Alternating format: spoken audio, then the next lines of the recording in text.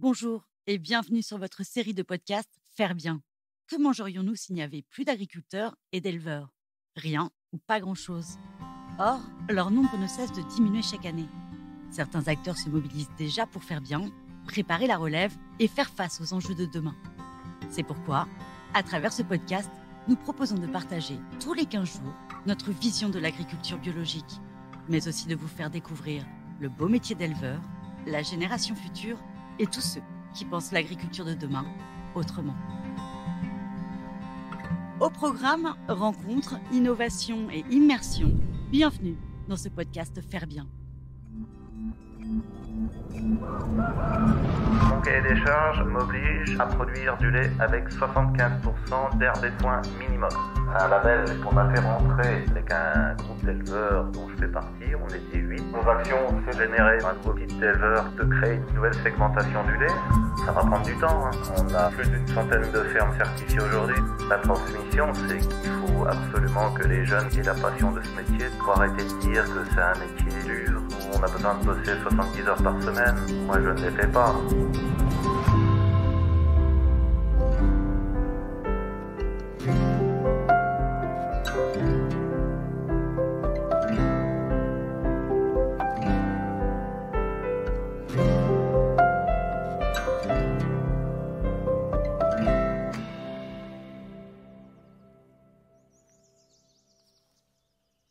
Bonjour et bienvenue à bord de ce second épisode au cœur de la ferme de François Divet à Vaubadon.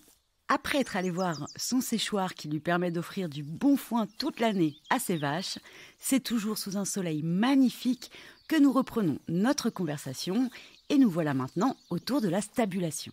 La vue est incroyable, mais là encore, vous allez l'entendre, rien n'est installé par hasard, comme cette stabulation qui bénéficie directement de son exposition au soleil.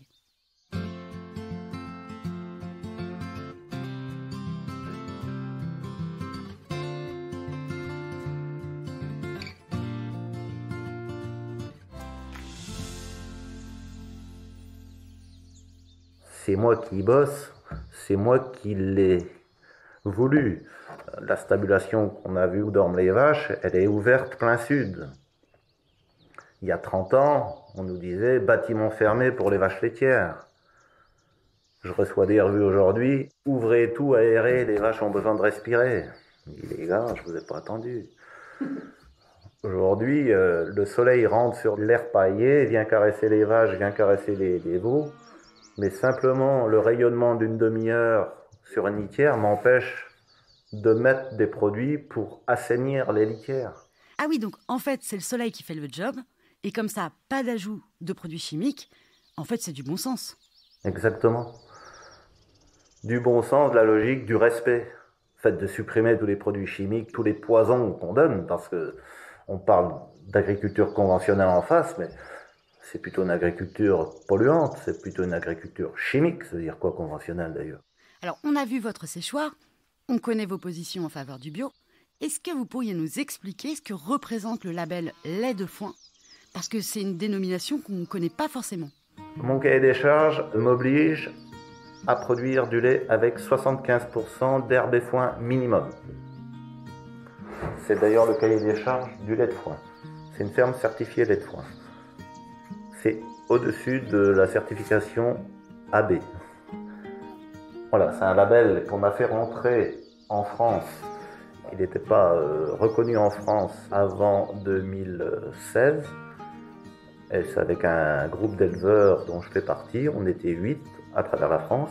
C'est une spécialité traditionnelle garantie qui nous donne ce label en tant que lait produit avec de l'herbe, du foin, pas d'OGM, pas d'ensilage. Et est-ce qu'on peut reconnaître facilement au goût un lait de foin d'un autre lait? Il se verra peut-être pas si facilement que ça au goût.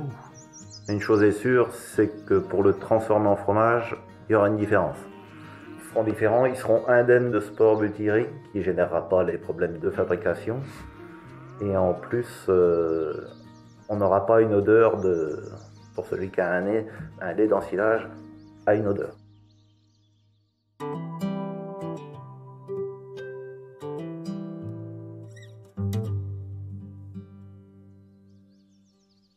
Ah oui, vous êtes peu nombreux à avoir cette certification lait de foin, peu nombreux également à posséder un séchoir.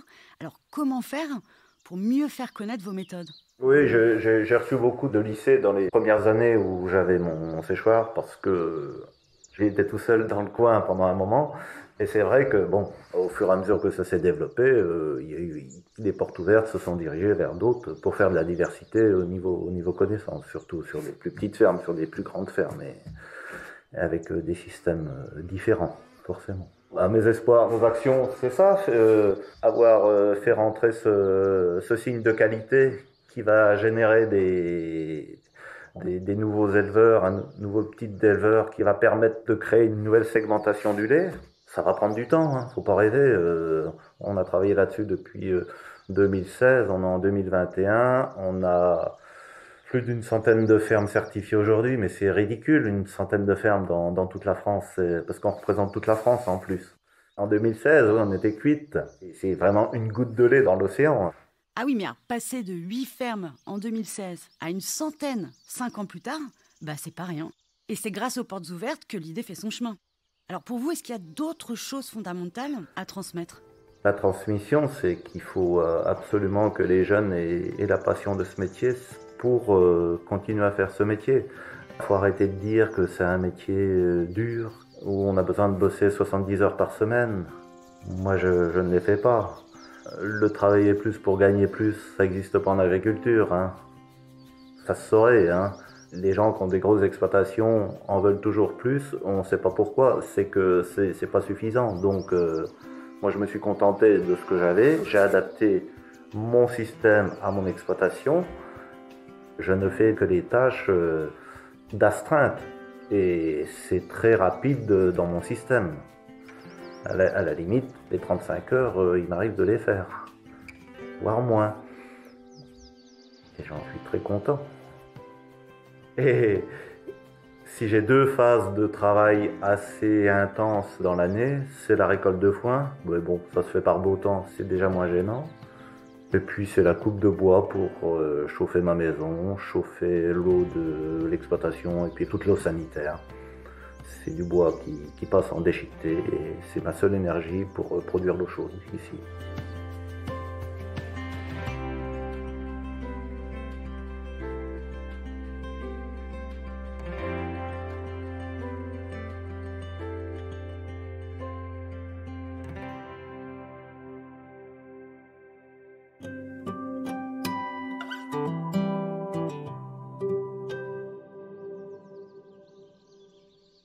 Alors justement, à propos de charge de travail, on en parle de plus en plus et dans plein de domaines professionnels et on le voit, la reconversion, changer de carrière, de ville, voire de changer de vie, c'est vraiment au cœur de toutes les discussions.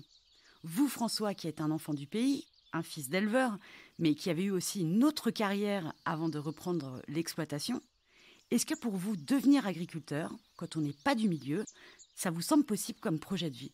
Ah bah, surtout en cette période où on voit que beaucoup de gens qui ont été contraints d'être confinés en ville trouvent un atout de la campagne. Alors qu'on pouvait penser qu'il y a seulement un an, ces gens-là disaient ah non, je ne peux pas quitter la ville parce que je suis trop bien, j'ai mes repères. Ils parlent beaucoup de métiers saturés où les burn-out viennent en cascade. Et pour certains, le déclic a été assez phénoménal et peut-être que ça va attirer du monde vers d'autres métiers. Donc pour vous, c'est faisable? Évidemment, l'agriculture n'est pas propriété des paysans. Un agriculteur qui réussit, c'est un agriculteur qui réfléchit et qui, à partir du moment où on a du bon sens, c'est que, bon, qu'on ait 2-3 petites bases, il n'y a pas de raison. Il n'y a pas de raison, au contraire. Ah bah ça fait du bien de l'entendre. La passion du vivant, du bon sens et 2-3 petites bases comme vous dites. En fait, c'est un métier qui touche à tout et dans lequel on s'épanouit. Ah oui, oui, j'ai mes 60 ans passés et j'ai toujours l'impression d'en avoir 20 de moins parce que je suis toujours émerveillé par la naissance d'un veau, je suis toujours passionné par mon métier. Ça, j'ai la chance d'être bien accompagné et ce mal-être, il est bien effacé par la présence de ma compagne. Et ça, c'est le top. Elle m'a toujours fait confiance et je crois qu'elle est fière de moi. Et ça, c'est très important. Alors justement, est-ce que vous songez parfois tous les deux à la transmission de votre ferme et le jour où vous aurez envie de prendre ensemble votre retraite? J'ai commencé à travailler la question. L'an dernier, j'ai fait un stage de transmission pour voir un peu comment ça se passait. Je me suis tourné aussi vers Terre de Liens pour que les terres qui sont sur cette exploitation soient rachetées par Terre de Liens. C'est aujourd'hui la seule sécurité que mon exploitation restera en bio.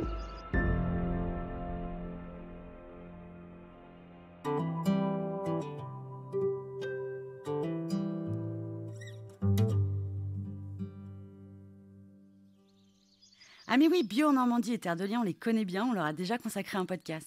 Et dans les 2 épisodes d'ailleurs, ils expliquaient notamment que le projet de transmettre pour partir à la retraite, ça se travaille bien en amont et que c'est capital de ne pas s'y intéresser au dernier moment.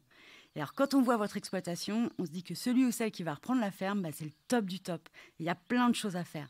Alors comme vous y avez déjà songé, idéalement, elle conviendrait à qui votre exploitation? Un couple d'associés ou un couple qui veut faire de la transformation, ce serait le top. Je suis prêt à les accompagner pour un projet de fromagerie, transformation. Il n'y a pas de souci. Mais c'est très viable, très très viable. À bon entendeur donc. Il est bientôt temps de quitter la jolie ferme de François et son épouse. Et avant de partir, je lui demande s'il n'a pas un dernier conseil pour la route à tous ceux qui s'intéressent à ce beau métier d'éleveur. Visiter des fermes comme la mienne, vous verrez que le boulot est quand même sympa. La preuve, moi depuis 31 ans que je suis ici, je me lasse pas de faire mon boulot, j'y vais pas à reculons. Si j'y allais à reculons, il y a longtemps que j'aurais arrêté. C'est pas le cas du tout. Merci encore à François pour l'accueil au sein de son exploitation et cette belle discussion à cœur ouvert. Merci également à lui de nous avoir fait découvrir les spécificités du lait de foin. Et si de votre côté, chers auditeurs, vous souhaitez en savoir davantage sur ce fameux label, direction le site laitdefoin.fr. Tout simplement, vous y trouverez une mine d'informations et de quoi être incollable sur le sujet. Avec François, nous avons aussi parlé des actions de Bio en Normandie et de Terre de Liens. Et si cela n'est pas encore fait, nous vous invitons à découvrir nos podcasts qui leur sont entièrement dédiés. Quant à nous, chères auditrices et chers auditeurs, on se retrouve très vite pour un prochain épisode. Merci une fois de plus pour votre écoute et votre fidélité et à très bientôt.